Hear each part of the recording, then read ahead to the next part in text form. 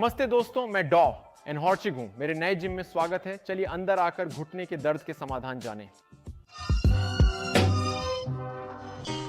अच्छा, तो ज्यादातर समय जब मेरे वेट लिफ्टर्स को लिफ्टिंग के दौरान घुटने में दर्द होता है तो इसे एक बायोमैकेनिकल डिस्फंक्शन कहा जाता है, जो एक शानदार तरीका है कहने का कि जब आप स्क्वेट, क्लीन या डेडलिफ्ट जैसी किसी भी एक्सरसाइज को करते हैं उस समय आपके घुटने का कप सही ढंग से ट्रैकिंग नहीं कर रहा होता है। किसी ट्रेन के ट्रैक से थोड़ा हटने के बारे में सोचें। ये कभी कभी अचानक और हिंसक हो सकता है, जैसे स्क्वाट करते समय घुटना अंदर की ओर मुड़ता है, लेकिन जो चीज़ें घुटने में दर्द पैदा करती हैं वे बहुत ही सूक्ष्म होती हैं और आंखों से देखना मुश्किल होता है। जब मैंने कहा कि यह अक्सर घुटने के ट्रैकिंग में समस्या के कारण होता है, इसका मतलब यह नहीं है कि समस्या सिर्फ घुटने में ही है। हमारे शरीर की जटिलता को समझना जरूरी है और यह जानना जरूरी है कि घुटना टखने और कूल्हे से कैसा जुड़ा है और यह सारी चीजें एक साथ मिलकर कैसे काम करती हैं। आज हम 4 महत्वपूर्ण टिप्स साझा करेंगे कि लिफ्टिंग के दौरान घुटने के दर्द को कैसे ठीक करें, जिसमें सिर्फ घुटने नहीं बल्कि शरीर के जोड़ने और समग्र तरीके से काम करने की शैली पर ध्यान देना शामिल है। तो सबसे पहले हमें सब कुछ नीचे से देखना होगा, अपने पैरों को। हम आपके जूते उतारने जा रहे हैं। जूते उतारिए, मोजे उतारिए और हम आपके टखने की गतिशीलता का परीक्षण करने जा रहे हैं। तुम एक उपकरण के पास नीचे आओगे। घर पर हो तो दीवार पकड़ो, पैर 5 इंच यानी अंगूठा और फैली मुट्ठी जितना दूर रखो। अब आप अपना घुटना जितना आगे तक ले जा सकते हैं सीधे पैर की उंगली के ऊपर ले जाएंगे। साइड में ना मरोड़ें और अपने कूल्हों को स्विवल ना करें, सीधे आगे। क्या आप अपने घुटने को दीवार से छू सकते हैं और इसे दोनों तरफ कर सकते हैं? अक्सर मुझे ऐसा संबंध मिलता है कि अगर किसी को दाएं घुटने में दर्द हो रहा हो तो वे आराम से बाएं से छू सकते हैं, लेकिन दाएं से उतना दूर तक नहीं पहुंच पाते। इससे तुरंत पता चलता है कि आपके एक तरफ टखने की गति कम है। यदि आप ऐसे हैं तो आपने अपने घुटने के दर्द के संभावित कारण को उजागर किया है। इसका क्या मतलब है? मान लें आपका दायां टखना बाएं से अधिक कठोर था। जैसे ही आप नीचे बैठते हैं, घुटने पंजों से आगे बढ़ते हुए अंतिम स्थिति तक पहुंचेंगे। आपके घुटने की दिशा में समस्या हो सकती है, जो हल्की सी अंदर की ओर झुक सकती है या नीचे बैठते हुए ज्यादा बल अधिक तेजी से झेल सकती है। आखिर में यह जोड़ पर दबाव डालता है और घुटने में दर्द करता है। क्या करना चाहिए? पहला कदम टखने की गतिशीलता सुधारना है। यह बैंडेड जॉइंट मोबिलाइजेशन या फिर साधारण बॉक्स स्ट्रेच हो सकता है।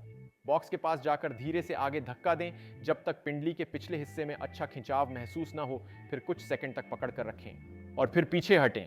इसे कई बार दोहराएं। स्क्वाट करते समय पैर की स्थिरता महत्वपूर्ण है। हम चाहते हैं कि पैर जमीन को पकड़ें और उठान के दौरान मेहराब बनाए रखें, लेकिन अगर टखने की गतिशीलता में कमी है तो पैर की स्थिरता टूट जाएगी। मोबाइल टखना होना जरूरी है क्योंकि यह अक्सर ही घुटने के दर्द का मुख्य कारण होता है। अगला, कूल्हों पर ध्यान दें। अब एक समस्या जो कई लोगों को होती है वह है कूल्हों की भीतरी घुमाव में बाधा।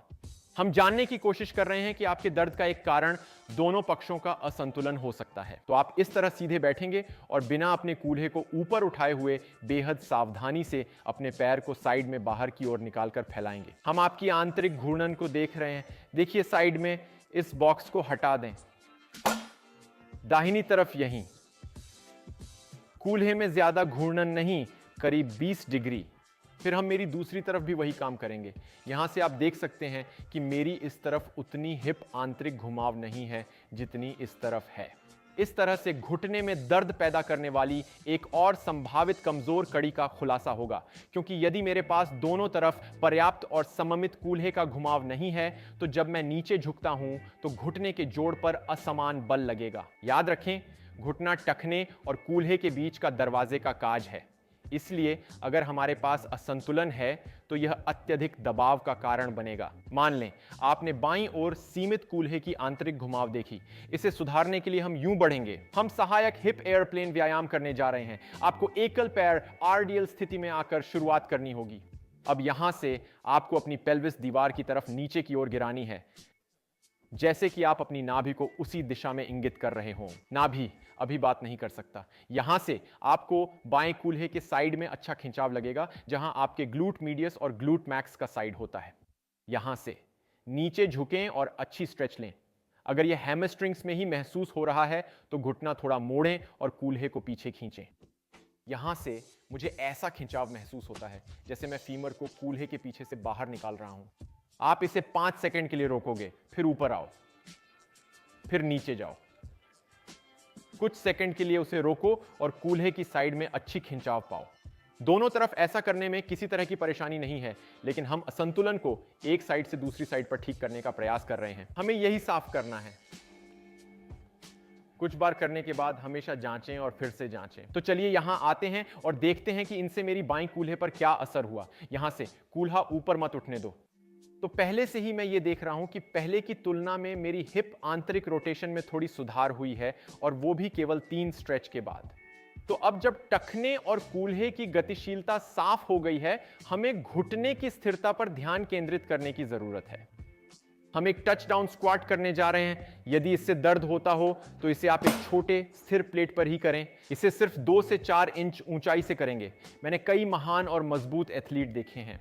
जो लोग भारी वजन के साथ स्क्वाट कर सकते हैं, उन्हें इस व्यायाम की शुरुआत में 2-4 इंच के बॉक्स से करना होता है, क्योंकि शुरुआती दौर में यह दर्दनाक हो सकता है।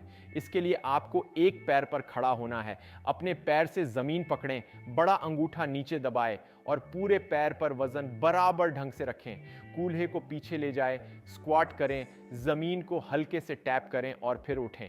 यहाँ एक परीक्षण है पता लगाने के लिए कि यह आपके शरीर के अनुकूल है या नहीं। अक्सर घुटने के दर्द को पटेलोफेमोरल बायोमैकेनिकल समस्या कहते हैं, जो दर्शाता है कि शरीर का स्थिरीकरण और घुटने की ट्रैकिंग थोड़ा गलत होती है। शुरुआत में घुटने को आगे धकेलें और अंदर लाएं। क्या इससे दर्द होता है?